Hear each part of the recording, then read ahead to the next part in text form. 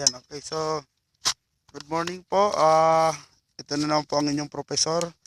At magtuturo po kami ngayon ng technology tungkol sa organic farming. Nagko-collect po kami ngayon ng Carabao manure. So, dito available po yung ating mga organic fertilizer. Yan. Ito mga old na Carabao manure.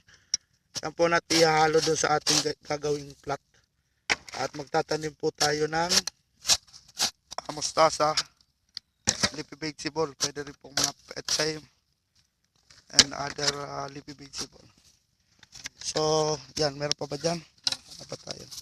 So, ang Carabao man yun, abundant po tayo yan and mataas po siya sa nitrogen and ito na dry. Yan, fully dry na po.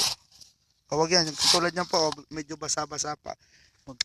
Wag natin kukuhan, masusunog yung ating tanim. So, yan ito. Medyo pwede na. I-asarol na lang natin ng maayos. Meron pa kayang tuyong-tuyo na. Ito tuyo. Meron pa rin. Ilalim na lang natin.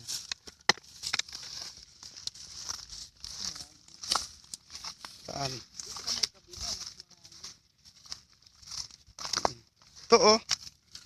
Yan ba? Ha? Ito? Ito? Blue pa lang po. Hindi ba yan? Ay, napagdami.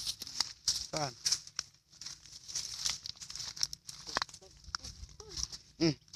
Pati yung mga kakawati, pwede yung gamitin. Yan. Isama mo yung mga dahon ng kakawati. Yan.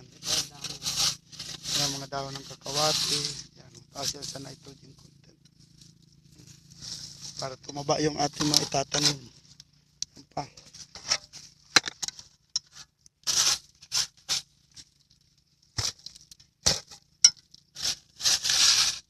Yan. So, meron na po siyang nitrogen. Nadagdagan pa po. Phosphorus and potassium. Yan pa. So, gaganda yung ating pechay. Okay, so dalhin natin. Dalhin mo na Majete. O, kaway-kaway sa... Yan. Balik tayo doon sa ating area.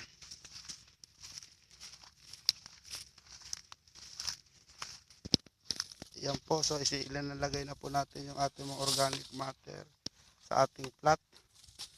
So, sa paggagawa po ng plot, 1 meter by 30 to 50 yung kanya pong kanal. So mahalaga po na meron po tayong kanal. Yung lahat pong topsoil dito sa kanal ilalagay natin sa ibabaw and then i-mix natin ng manure, organic manure. Yan. Ito na dry yung manure. Yan. 1 meter para pag upuan nyo na naabot yung kaliwat.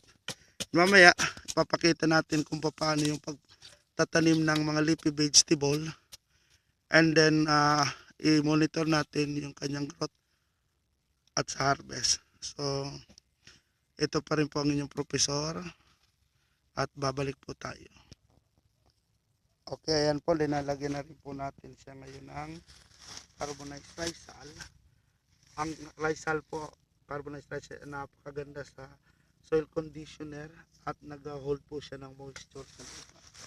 Pwedeng charcoal, pwedeng biocharcoal. Pero maganda po itong sinunog na ipa. So, pagtatanim, abangan nyo po natin.